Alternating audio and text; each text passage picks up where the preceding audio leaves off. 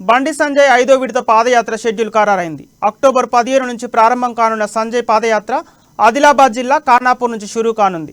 బాసర సరస్వతి ఆలయంలో పూజలు అనంతరం సంజయ్ పాదయాత్ర మొదలు పెడతారు.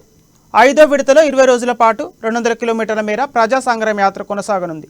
నిజామాబాద్, మంచిర్యాల, బెల్లంపల్లి మీదుగా బండి సంజయ్ పాదయాత్ర చేయనున్నారు.